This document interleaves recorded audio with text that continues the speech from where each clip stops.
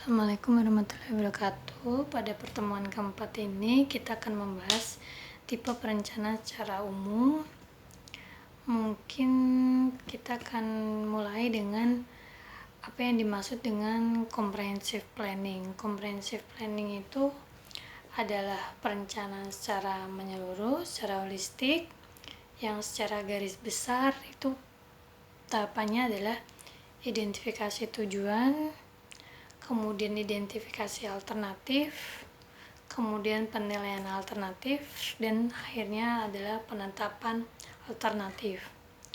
Contoh dari comprehensive planning itu rencana umum tata ruang, kemudian pedoman umum, master plan, dan rencana jangka panjang. Kemudian kita lanjutkan dengan apa itu incremental planning.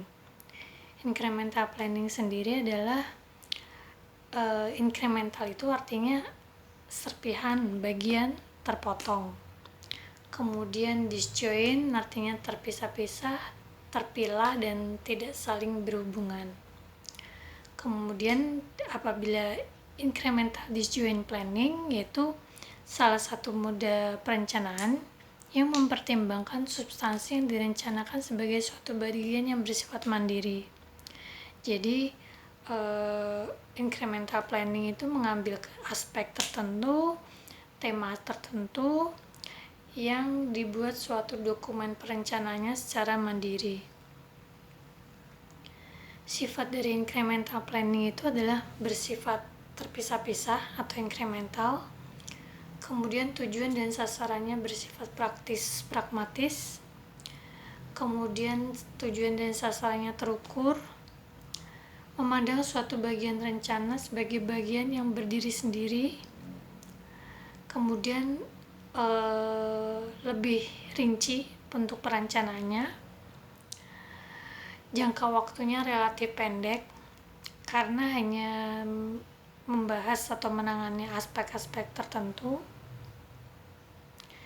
dan hasil dari perencanaannya tidak menghasilkan rekomendasi akhir karena proses perencanaannya hanya bersifat terpisah-pisah.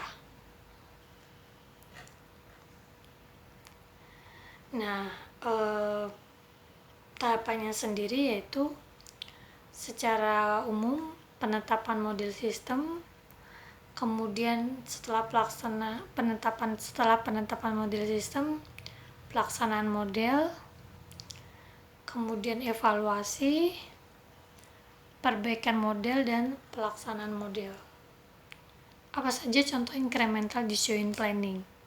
Contohnya adalah rencana teknis tata ruang, pedoman teknis, rencana pembangunan tahunan, dan rencana jangka pendek. Kita lanjutkan ke rational planning. Apa itu rational planning?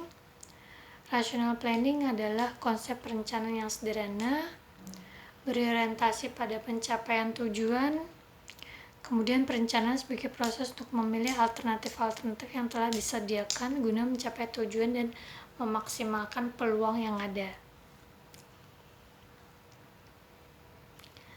Tahapan rational planning sendiri adalah penyusunan daftar alternatif-alternatif tentang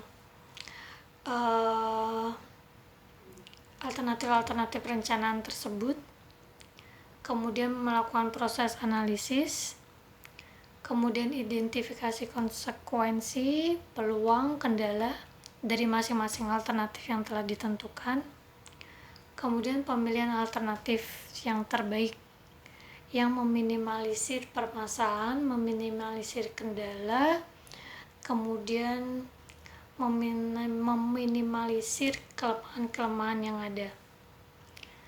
Kemudian selanjutnya mix scanning planning.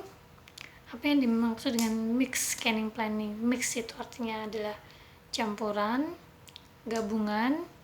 Kemudian scanning itu adalah melihat dengan cepat, dan mix artinya mix scanning planning secara keseluruhan itu adalah perencanaan yang menggabungkan antara elemen-elemen yang terdapat dalam rational planning dan incremental planning. Ciri-ciri dari mix scanning planning itu sendiri, bersifat komprehensif sekaligus incremental. Jadi ini adalah penggabungan antara comprehensive planning dan incremental planning. Kemudian tujuan dan sasarannya bersifat strategis tetapi juga pragmatis. Selanjutnya terperinci, detail dan teknis.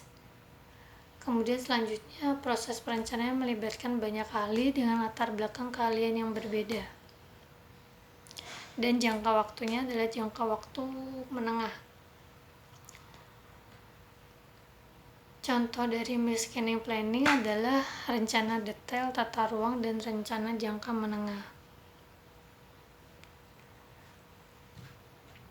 Kemudian kita lanjutkan dengan participatory planning. Apa yang dimaksud dengan participatory planning?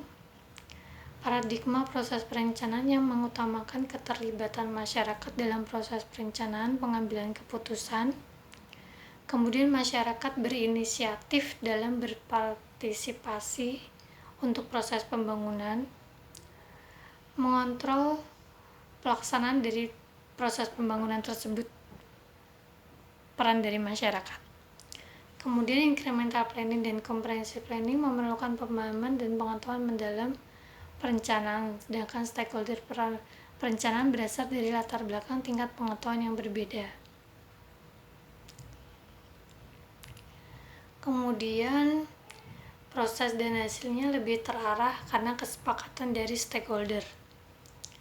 Metode yang digunakan untuk participatory planning antara lain mapping and modeling, timelines, trend change analysis, seasonal calendar, participatory planning, budgeting, implementation, and monitoring. Kemudian apa yang dimaksud dengan top down dan bottom up? Top down itu adalah seluruh rencana keputusan dilakukan oleh institusi yang lebih tinggi, oleh pemerintah pusat, yang diturunkan langsung harus dilaksanakan oleh masyarakat. Kemudian bottom up sendiri kebijakan yang mempertimbangkan juga apa harapan dari masyarakat. Kemudian harapan dari masyarakat tersebut diakomodir untuk dibawa ke kebijakan tingkat pusat. Sekian video kali ini. Wassalamualaikum warahmatullahi wabarakatuh.